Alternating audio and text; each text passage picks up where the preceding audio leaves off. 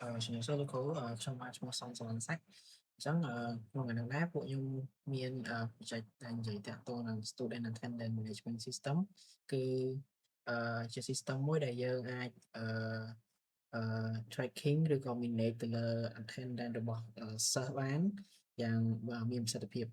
បើ team របស់ខ្ញុំគឺមានដូចជាហាក់ឡៃហៀង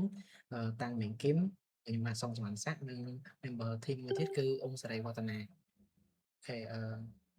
ញ្ចឹង content របស់ project របស់យើងគឺមាន9ចំណុចអញ្ចឹង project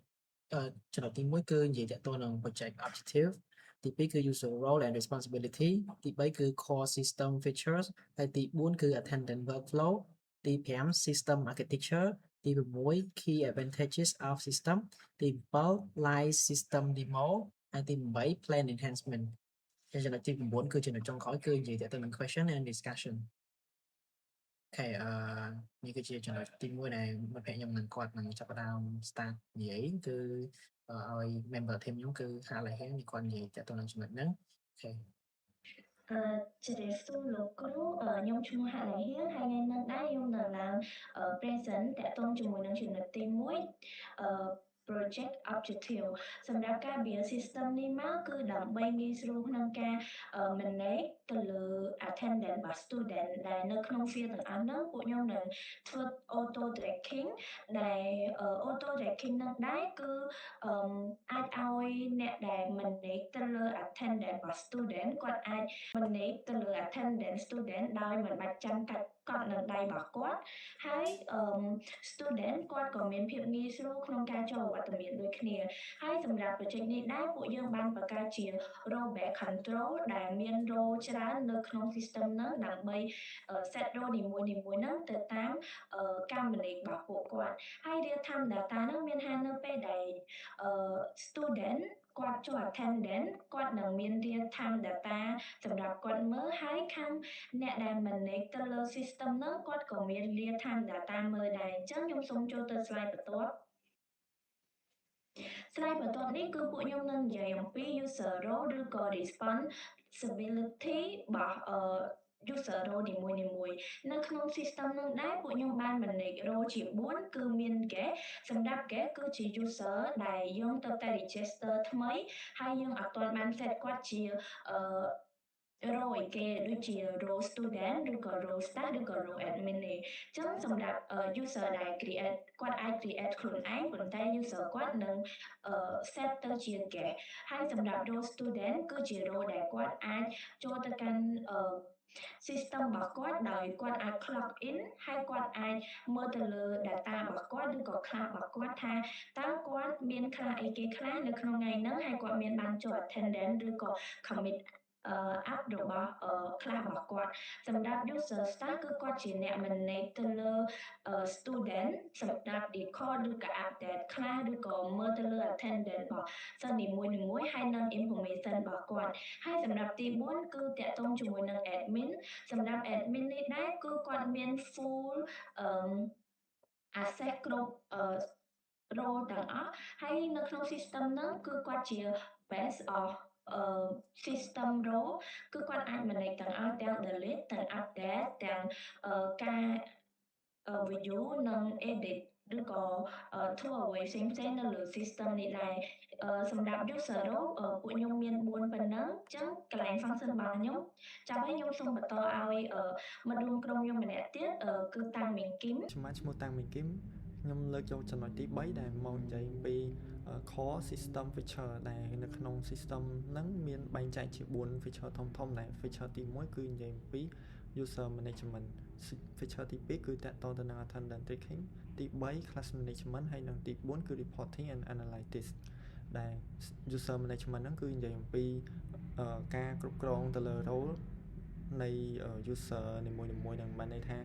នៅក្នុង system របស់យើងហ្នឹងបែងចែកជា4 role ធំៗគឺទី1 admin ទី2គឺ staff ទី3 teacher និងទី4 student ចំណុចទី2គឺតាក់ទងទៅនឹង attendance tracking ដែលគឺនិយាយអំពីការ clock in នៅក្នុង system របស់ student អញ្ចឹងនៅក្នុង system របស់យើងហ្នឹងគឺ track ទៅលើ attendance របស់សិស្សដែលគាត់បានធ្វើការ clock in ហើយគាត់ មកដល់សាលានៅពេលណាយើងអាច check ដឹងនៅក្នុង system ហ្នឹងតមកទៀតទី3គឺតាក់ទងនឹង class management ដែល class management ហ្នឹងគឺត្រូវបានគ្រប់គ្រងដោយ admin និង staff ដែលគាត់បានធ្វើការបង្កើតទៅលើ class ហើយនឹងគាត់ assign សិស្សដែល assign សិស្សទៅតាម schedule នីមួយៗនិង monitor class ទៅតាម attendance ហើយវា specific ទៅតាម class នីមួយៗផងដែរទី4គឺតាក់ទងទៅនឹង reporting ដែលនិយាយអំពីការ view ទៅលើ attendance ឬក៏យើងអាច filter ទៅលើ attendance របស់សិស្សមួយបានទៅតាមថ្ងៃឬក៏ថ្នាក់ឬក៏សិស្សម្នាក់ចឹងចំណុចទី4គឺនិយាយអំពី attendance workflow ដែល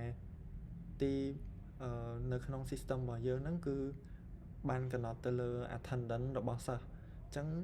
តួនាទីរបស់សិស្សគឺមាន2ធំដែលទី1ហ្នឹងគឺ user សិស្សគឺត្រូវការ login account ដើម្បីចូលទៅក្នុង system ហ្នឹងបន្តមកទៀតសិស្សគឺធ្វើការ clock in នៅក្នុង system របស់យើងហ្នឹងទៅតាមទីកន្លែងជាក់លាក់ហើយនឹងពេលវេលាទី3គឺយើងvalidate data ដែលសិស្សគាត់បានធ្វើការ clock in អញ្ចឹងយើងធ្វើការ check ទៅលើ data time stamp ហើយនឹង location របស់សិស្សហ្នឹងថាសិស្សហ្នឹងគាត់បានទៅដល់កន្លែងឬក៏ទៅដល់ក្នុងថ្នាក់ហ្នឹងហើយនៅអញ្ចឹងទី4គឺតាក់ទងទៅនឹងការ generate report ដែល staff និង admin គាត់អាចaccess ទៅមើល report នៃសិស្សនៅក្នុងម៉ោងសិក្សានឹងបានជំរាបសួរលោកគ្រូខ្ញុំឈ្មោះសុងសវណ្ណស័ក្តិអញ្ចឹងចំណុចដែលខ្ញុំនិយាយតពី member team របស់ខ្ញុំគឺខ្ញុំនិយាយតាក់ទងនឹងចំណុចទី5 system architecture អញ្ចឹងនៅក្នុងចំណុចទី5នេះដែរគឺ system របស់យើងគឺយើងប្រើតាក់ទងនឹង technology អ្វីដើម្បីវាឡើងអញ្ចឹងនៅក្នុងនោះដែរគឺយើងវាលនៅក្នុងប្រព័ន្ធដែលវាមានបច្ចេកវិទ្យាទំនើបដែលយើងអាចថែទាំនិងពង្រីកបានហើយវាមានភាពជឿជាក់និងអាចងាយស្រួលក្នុងការប្រើប្រាស់ហើយយើងអាចប្រើប្រាស់នៅក្នុងប្រភេទគ្រប់ទម្រង់នៅក្នុងស្ថាប័នអប់រំរបស់យើងផងដែរអញ្ចឹងវាបែងចែកជា3ផ្នែកគឺសំខាន់មានដូចជាទី1គឺ front end ហើយទី2គឺ back end ហើយទី3គឺ database អញ្ចឹងបច្ចេកវិទ្យាសំខាន់ទាំង3ហ្នឹងគឺតាក់ទងនឹងទី1ហ្នឹងគឺ MySQL database អញ្ចឹង MySQL database វាគឺជាមូលដ្ឋាន data ដែលមានសុវត្ថិភាពសម្រាប់រក្សាទុកនៅព័ត៌មានសិស្សហើយចំណុចទី2នោះគឺ Laravel backend អញ្ចឹង Laravel backend វាគឺជា PHP framework ដែលបង្កើតឡើងសម្រាប់RESTful API ក្នុងការផ្ទៀងផ្ទាត់អ្នកប្រើនិងដំណើរការតក្កវិទ្យាប្រព័ន្ធអញ្ចឹងចំណុចទី3នោះគឺតាក់ទងនឹង Vue.js front end ដែលយើងប្រើតាក់ទងនឹងframework JavaScript ដែលយើងបង្កើត UI ឆ្លើយតបបានលឿននិងមានអត្តកម្មភាពគ្នាទៅវិញទៅមកហើយទី4នោះគឺនិយាយតាក់ទងនឹង Tailwind CSS Tailwind CSS ហ្នឹងយើងនៅក្នុងចំណុច front end ដូចគ្នាដែរគឺយើងប្រើវាសម្រាប់វាគឺជាបច្ចេកវិទ្យារចនា mode ដែលវាអាចធ្វើឲ្យវាមានសមភាពនិងទំនើបលើគ្រប់ទម្រង់ដែលយើងអាចរចនាបាននៅលើទំព័រ website របស់យើងបានមានន័យថាយើងអាចប្រើសម្រាប់ stylist នៅលើអីដែលយើងមាននៅលើ web page ឬក៏ system របស់យើងហ្នឹងអូខេអញ្ចឹងចំណុចមួយទៀតគឺចំណុចទី6ដែលខ្ញុំនិយាយតាក់ទងនឹង key advantages of the system អញ្ចឹងអត្ថប្រយោជន៍សំខាន់នៃ system របស់យើងហ្នឹងគឺទី1គឺ time saving អញ្ចឹង time saving វាសន្សំពេលវេលាយើងមានន័យថាយើងវាជួយកាត់បន្ថយឲ្យយើងការហៅឈ្មោះដោយការប្រើដៃឬក៏ការសរសេរនៅលើกระดาษអីចឹងទៅហើយចំណុចមួយទៀតគឺ improve accuracy មានន័យថាយើងភាពត្រឹមត្រូវដែលវាមានកម្រិតខ្ពស់អាចកំណត់ពេលវេលាតាមប្រភេទ digital ជួយបញ្ឈប់កំហុសឬក៏មិនបង្កើតកំហុសផ្សេងហើយវាអាចរក្សាទិន្នន័យឲ្យមានសុវត្ថិភាពបានហើយចំណុចមួយទៀតនោះគឺតាក់ទងនឹង data driven insight គឺចំណុចហ្នឹងនិយាយតាក់ទងនឹងការវិភាគទិន្នន័យឲ្យវាបានល្អ ហើយអាចស្វែងរកនៅលំនាំវត្តមានសិស្សដែលមានហានិភ័យឬក៏និន្នាការឲ្យគាត់នឹងចូលរៀនដើម្បីជួយដល់ការសម្រេចចិត្តផ្សេងៗឬក៏អាចជួយសម្រួលបន្ទុកដល់អ្នកដែលគាត់ប្រកបអវត្តមានឬក៏ការ note ផ្សេងៗទាក់ទងនឹងម៉ាសអីចឹងទៅចឹងជំរាបសួរលោកគ្រូ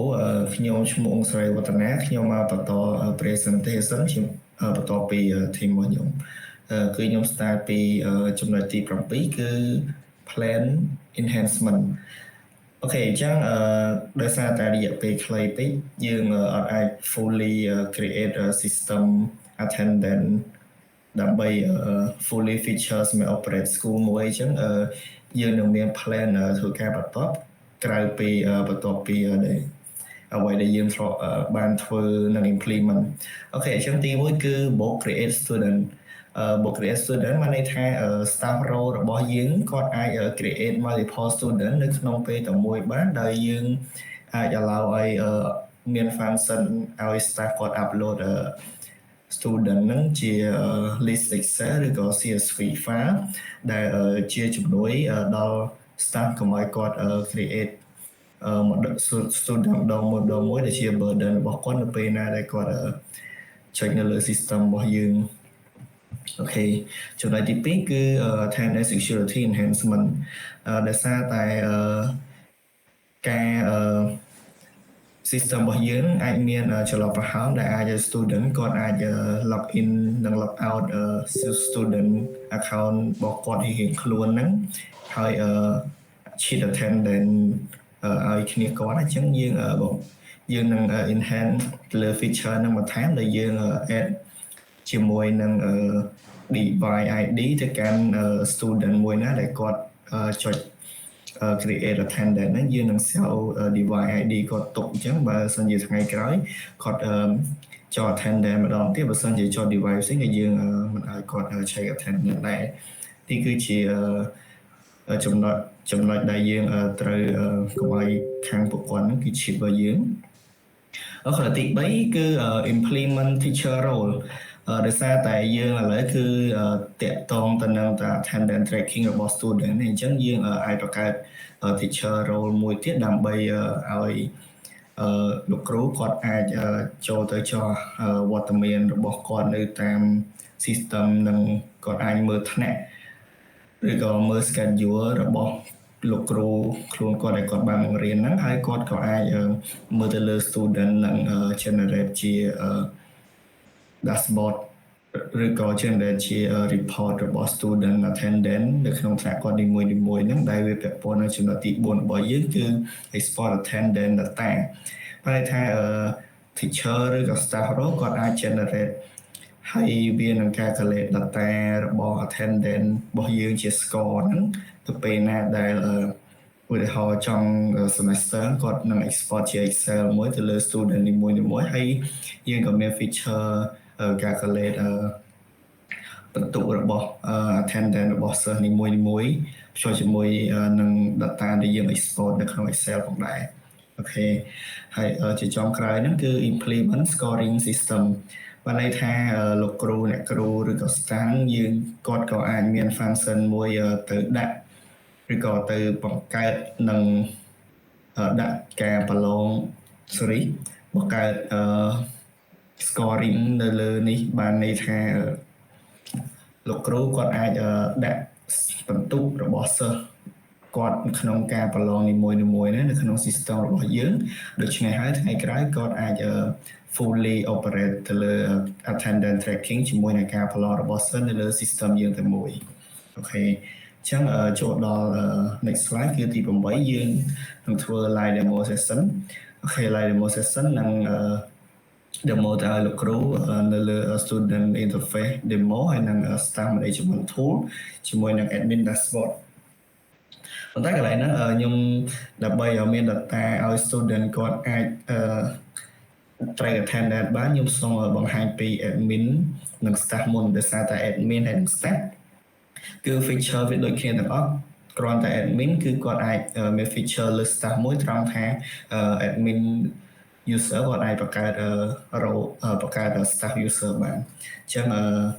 ដើម្បីនេះយើងខ្ញុំសូមមកចូល demo តែម្ដង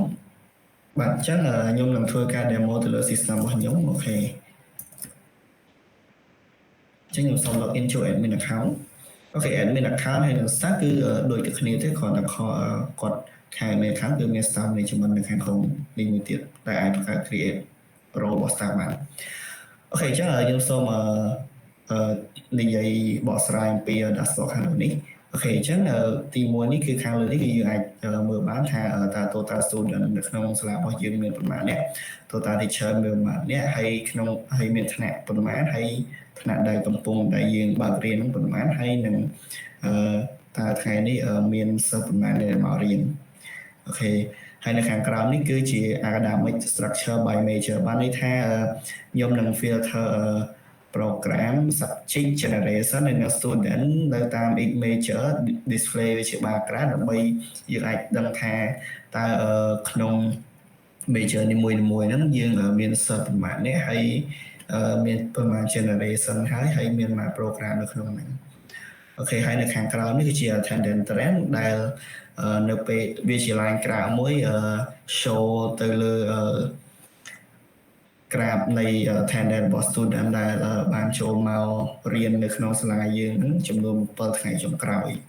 អូខេហើយនៅខាងក្រោមនេះគឺជា status របស់ class និងចំនួន status schedule ដែលយើង start ហើយនៅខាងក្រោយជា quick action នៃការ add student add class add schedule ឬ add teacher ដែល action ខាងក្រោយនេះគឺខ្ញុំនឹង demo បន្តនៅខាងក្នុង sidebar នីមួយៗនេះអូខេអញ្ចឹងដំបូងយើងចូលមើល staff management សិនអញ្ចឹងក្នុង staff management យើងអាចបង្កើតstaff បានដែលវាជា account មួយសម្រាប់ឲ្យ staff នៅក្នុងសាលារបស់យើងអាចប្រើប្រាស់ក្នុងការ manage ទៅលើ attendance របស់ student បានអូខេអញ្ចឹងខ្ញុំសូមបង្កើត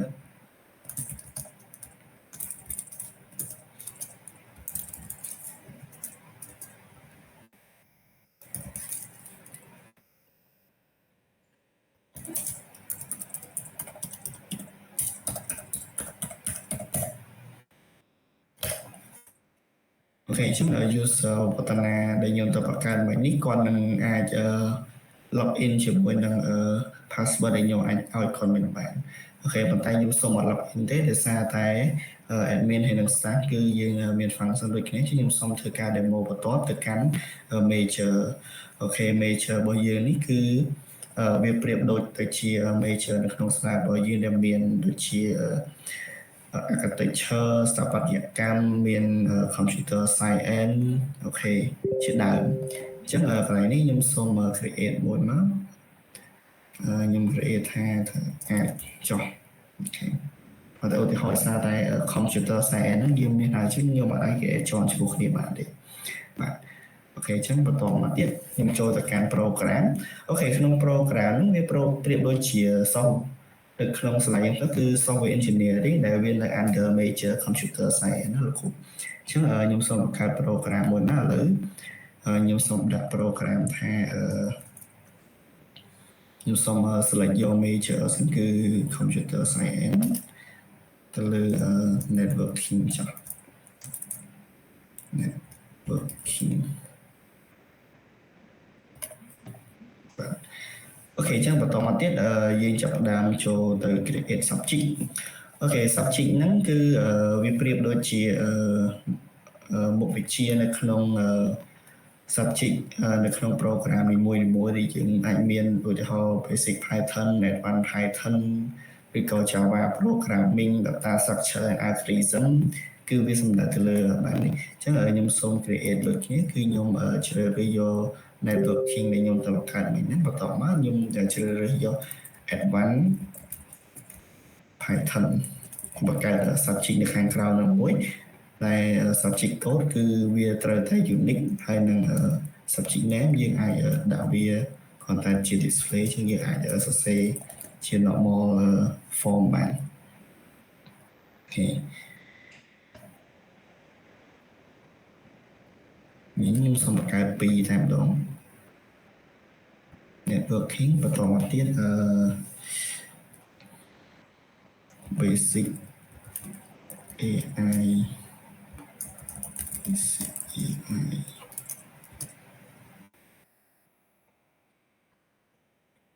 sorry, basic networking.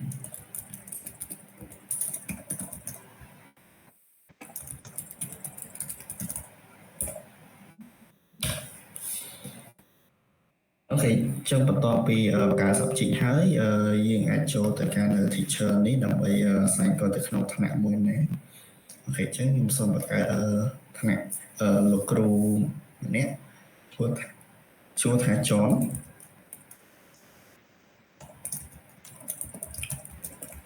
សុខ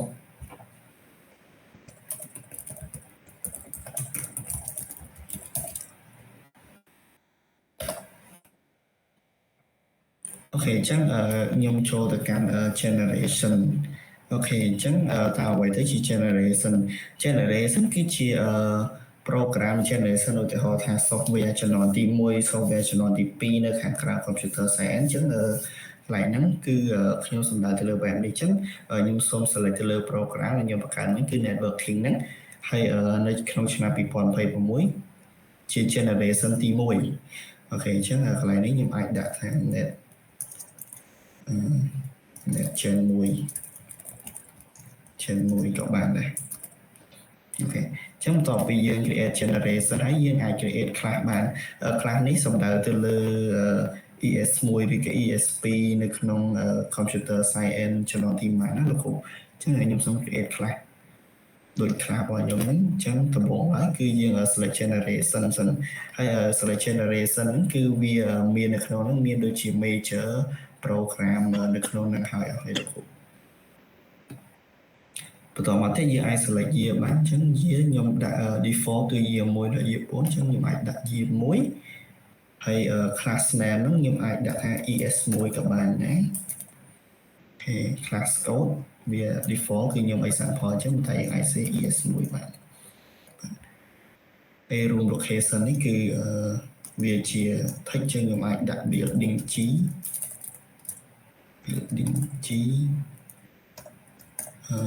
101ហើយ standard ending នេះគឺសំដៅទៅលើថ្នាក់យើងគឺបើចាប់ពីថ្ងៃណារហូតដល់ថ្ងៃណានៃ semester មួយហ្នឹងលោកគ្រូអូខេហើយ set ខ្ញុំសូមដាក់ active តែម្ដងហើយ GPS location នេះគឺខ្ញុំ default ដាក់នៅសាលា Norton ហើយ radius ពីradius ពី location នៃថ្នាក់របស់យើងខ្ញុំឲ្យដាក់50ម៉ែត្រអញ្ចឹងថាអ្នកនៅក្នុងអ្នកតើតែ50ម៉ែត្រនៅក្នុងបរិវេណសាលាទើបអាចចុះ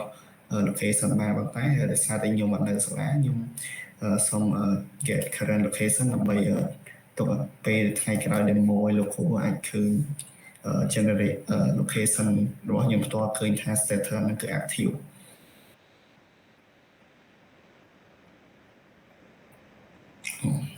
sorry មកពីបញ្ហាអ៊ីនធឺណិត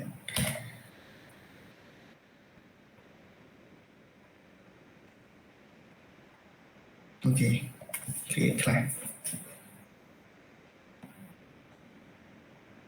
អូខេអញ្ចឹងយើងឃើញ class ES1 នេះយើងនឹងឃើញមាន year 1 generation 1នៃ program networking នៅក្រៅ major computer science ហើយគាត់រៀននៅ room គឺ G101 ហើយ period នេះគឺចាប់ពីថ្ងៃណាដល់ថ្ងៃណាហើយ active ឬក៏នៅយើងអាចបញ្យល់ហើយនឹង edit នៅកន្លែងនេះបានអូខេបន្តមកទៀតយើងចូលទៅកាន់ schedule អូខេក្នុង schedule មួយនេះគឺយើងបង្កើត schedule ថ្ងៃច័ន្ទដល់ថ្ងៃសុក្រថ្នាក់មួយនឹងរៀនអីយើងអាចបង្កើតបានហើយយើង select ទៅលើ class របស់យើងមិញគឺ network ES1 yes តមកយើងអាច select subject ដែល subject មាន2ទី1យើង select យក basic networking ចុះហើយ teacher ក៏យើងអាច select បានដែរតមកទៀតយើង select day ថ្ងៃណាដល់ថ្ងៃណាហើយម៉ោងប៉ុន្មានរៀនម៉ោងប៉ុន្មានយើងរៀនចឹងខ្ញុំសូមដាក់ម៉ោង17ដល់ម៉ោង18ម៉ោង17:00ដល់ម៉ោង18:30 ហើយ lateral នេះឲ្យគាត់ let បានប្រហែលនាទីដែលកន្លែងនេះគឺ default 15នាទីហើយ status គេអត់ទេអញ្ចឹងខ្ញុំសូម create schedule មួយហើយខ្ញុំសូម create schedule មួយទៀត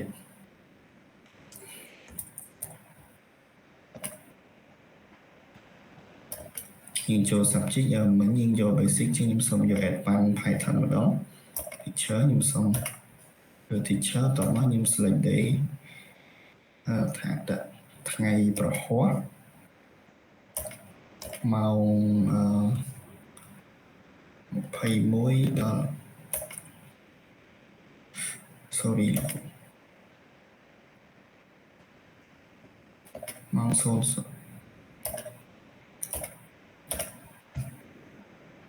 ម៉ោង22:00ដល់ម៉ោង23:55 Okay.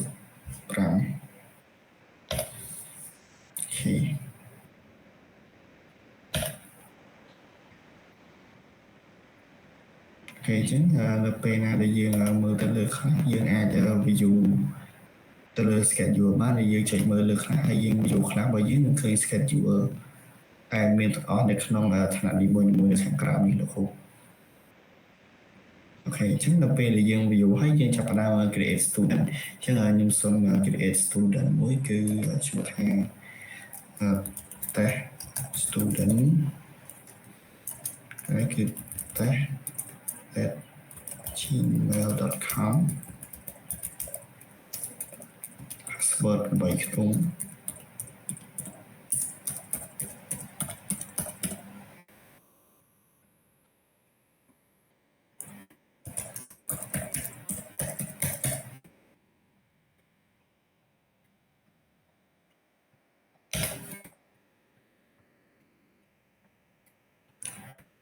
អូខេអញ្ចឹង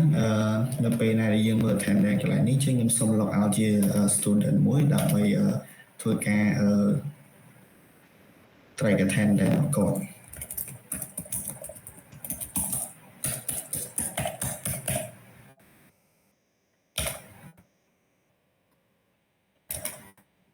ហើយចឹងនៅពេលដែលគាត់មើល my class ទៅគាត់នឹងឃើញខ្ញុំសុំទោសខ្ញុំត្រូវ assign student ឲ្យគាត់ចូលទៅក្នុង class នេះមួយសិន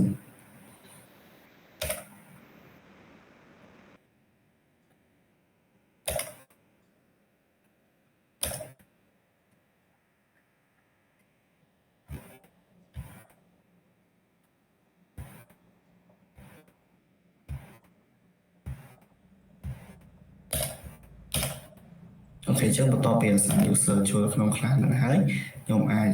ចូលទៅកាន់ account របស់ student ដើម្បី login ជាមួយនឹង account មួយហ្នឹងដើម្បីធ្វើការ track attendance របស់គាត់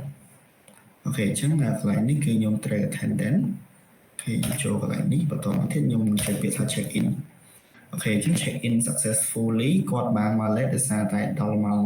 54មកគាត់ចប់គឺម៉ោង11:55នាទីអូខេអញ្ចឹងគាត់នៅពេលណាដែលគាត់ចុចហ្នឹងគាត់អាចមើលខ្លះរបស់គាត់បានអូខេខ្លះរបស់គាត់នេះគឺកន្លែងនេះគឺ view detail នៃខ្លះរបស់គាត់អូខេអញ្ចឹងគាត់ត្រូវយកម៉ោងណាខ្លះគឺយើងនឹង show តាម schedule នៅខាងក្រោមនេះឲ្យខាងគាត់មើលលោកគ្រូអូខេអ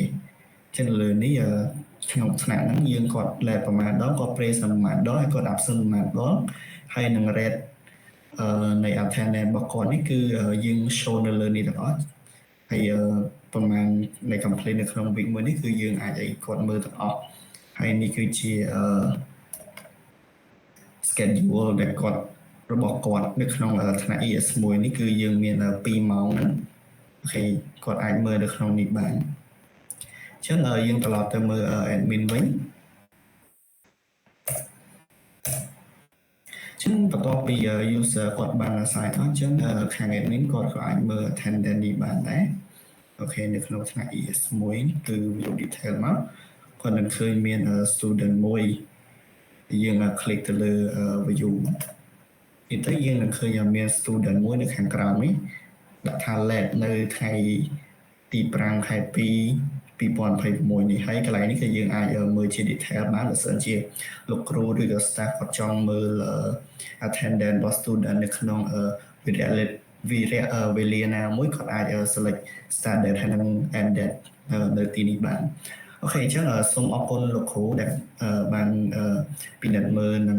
វាយតម្លៃទៅលើ demo របស់ team របស់ពួកខ្ញុំអញ្ចឹងខ្ញុំសូមបញ្ចប់ demo តាមនេះសូមអរគុណលោកគ្រូ